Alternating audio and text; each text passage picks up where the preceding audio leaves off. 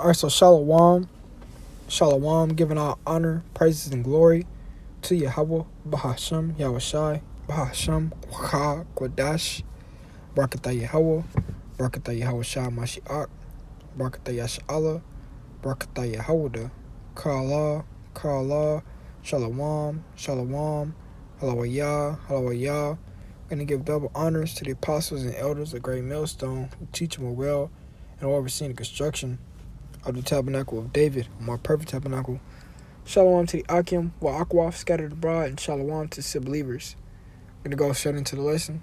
I was kind of contemplating on some things, thinking, meditating, reflecting, and one thing I came to the conclusion of is you can hasten, but just don't rush. You know what I'm saying? Don't rush, just hasten.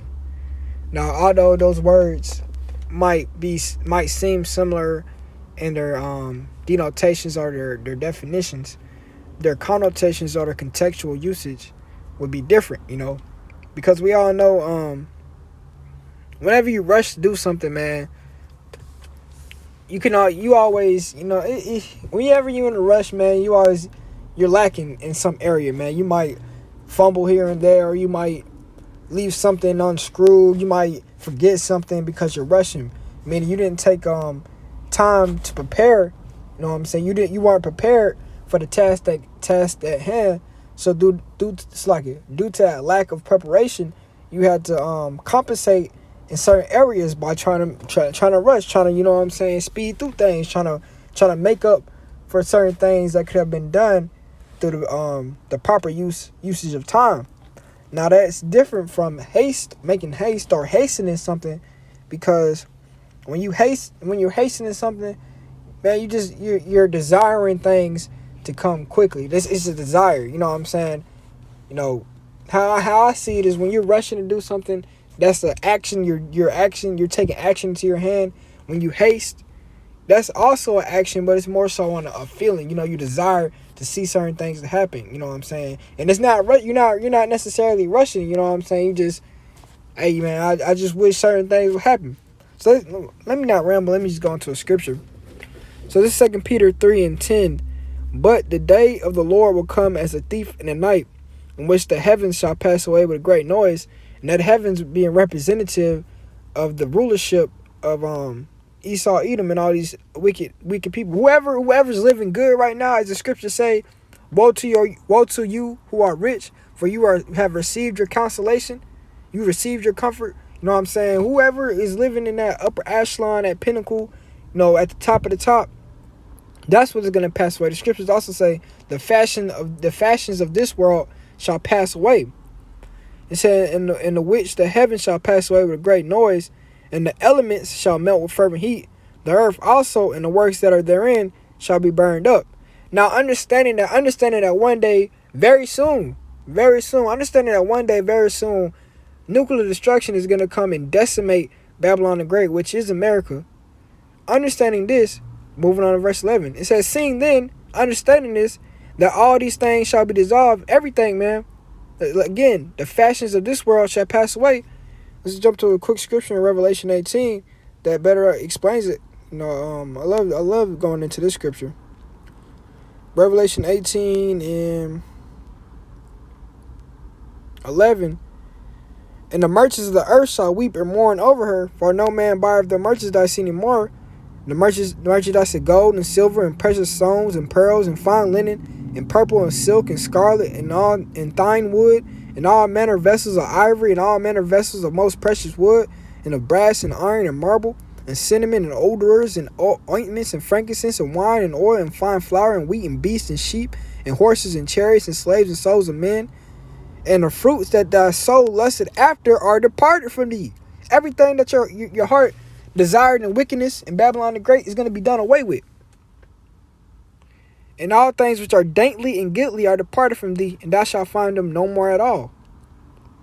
So going back to 2 Peter 3.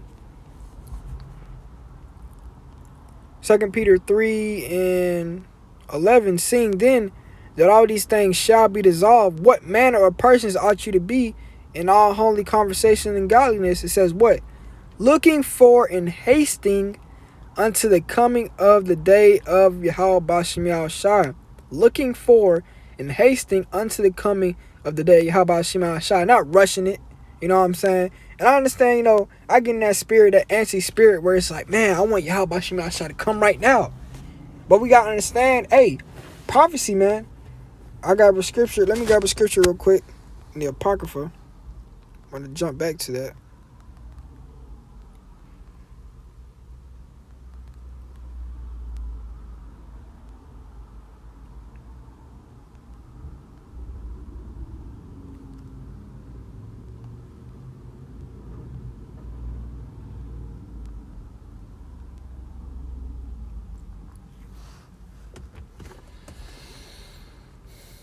It's like it. I always forget.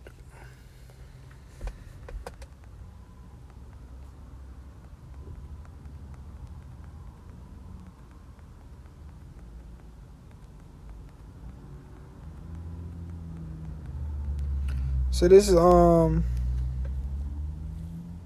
Second Ezra 4 and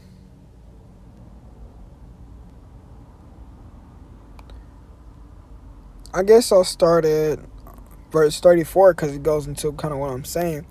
And the answer man is saying, do not thou hasten above the Most High. Most Highest, for thou haste is in vain to be above him, for thou has much exceeded. And that when you get that type of haste, that's rushing it, man. You trying to rush the Most High. You trying to make the Most High operate in your time. Now understand, we got, like I keep saying, like I say a lot of times, we got to conceptualize the scriptures. It says, "Do not thou hasten above the Most Highest," meaning it's not saying you can't haste. Let's get that definition real quick. Perfect time to bring out the definition of the word.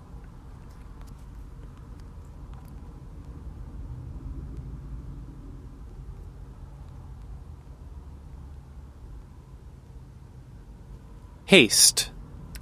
It says excessive speed or urgency of movement or action, hurry, and that's important in the truth. Sirach 5 and 27. Make no tarrying to turn to the Lord. You gotta, when you come into this truth, man, you gotta be in haste, man. It's like, man, because you never know when Yahweh Bashem Yahushua is coming back. You make haste to get right. You make haste to follow the Lord. After follow the Lord in truth and sincerity, you make haste to learn these scriptures. You make haste to when you know the brothers, when you know you got camp, man, you make haste to get to the camp, man. You want to be on time. Now you got to understand that everything has to be done in its proper order. So going back to the scripture, 2 Ezra 4 and 34, he answered me and saying, do not thou hasten above the Most Highest, for thou haste is in vain to be above him, for thou hast much exceeded. Not saying you can't haste, but when you're, like it says, haste much exceeded, you're rushing. You're trying to rush the Lord. Don't rush, just haste, man. Stay in the pocket, man. It says, do not the souls also of the righteous ask question of these things in their chambers, saying, how long shall I hope on this fashion? When cometh the fruit of the floor of our reward, And unto these things Uriel the archangel gave them answer and said, even when the number of seas is filled in you, for ye have weighed the world in the balance. The world is weighed in the balance, man. Proverbs 11 and 4. Certain things got to happen, man. Certain things got to happen to trigger certain things, to trigger other certain things, to trigger Yahweh Bashem Yahushua's return. Verse 37, here's the point. It says, by measure hath he measured the times, and by number hath he numbered the times, and he doeth not move, nor stir them, until the said measure be fulfilled. So we got to understand that we're on Yahweh Bashem Yahushua's time, man. We got to wait for these prophecies to come to pass. We got to wait for the MOTB to come out. We got to wait for World War III. We got to wait for Jacob's trouble. And we're in the beginning of sorrows right now. But one thing we can't do is rush. Let me get that's a scripture too. It's perfect scripture. Throw out of Yahweh Bashem Yahushua for that.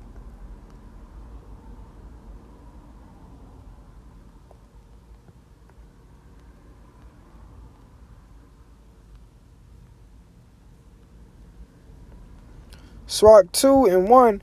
My son, if thou come to serve the Lord, prepare thy soul for temptation. It says what? Set thy heart aright and constantly endure, and make not haste in time of trouble. You know what I'm saying? And I hope y'all understand the difference that's going on here, man. It's okay to haste, but when you're not hasting in its proper order and its proper usage and its proper balance in the situation, you're rushing. You can't rush this thing, man.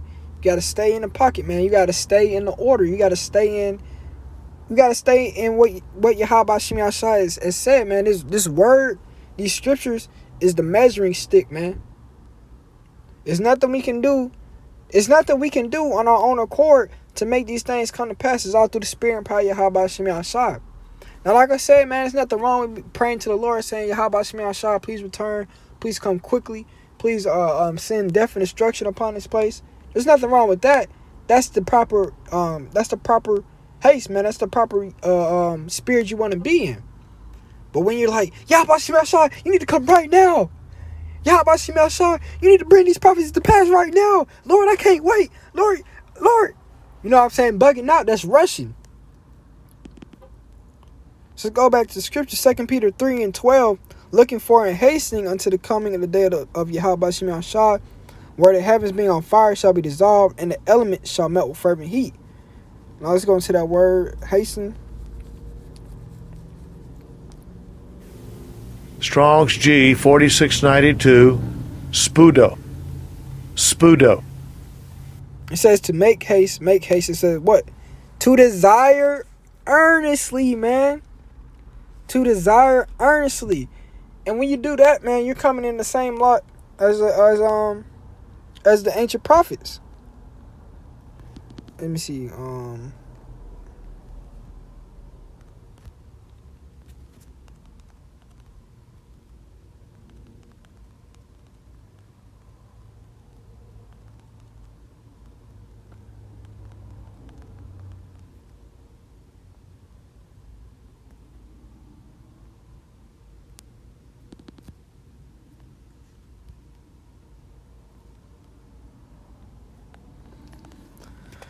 So this is Luke 10 and 20, starting at 23.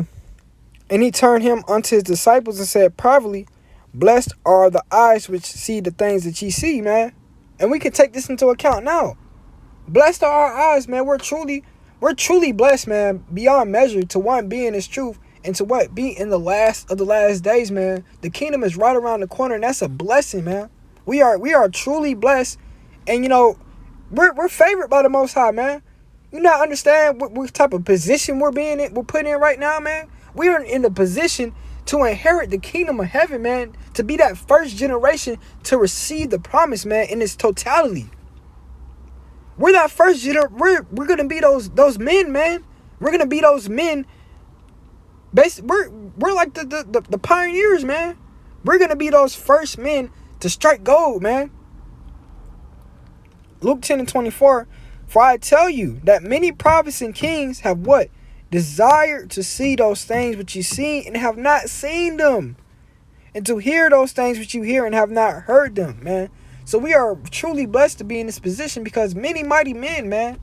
Many mighty men that are written about these scriptures, man, they long to see these days that we're seeing right now, man. Because they understood the gravity and the importance of the fulfillment of these prophecies, man. They understood. They had ultimate faith, man.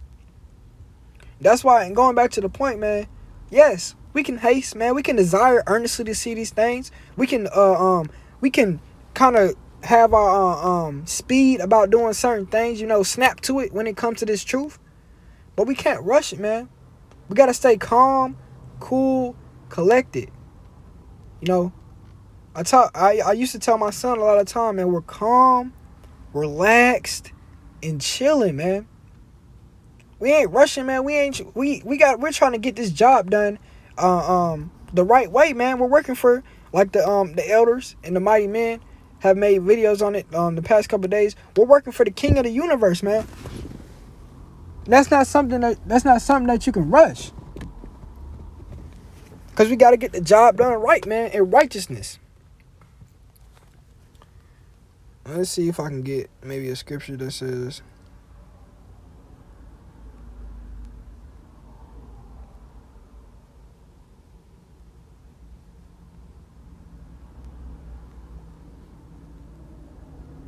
Well, I guess I kind of made the point through the Spirit, so I'm going to go ahead and close it out. This is Ecclesiastes 12:13. Let us hear the conclusion of the whole matter. Fear the Most High and keep His commandments, for this is the whole duty of man. For the Most High shall bring every work into judgment with every secret thing, whether it be good, whether it be evil, man. With that being said, how are y'all?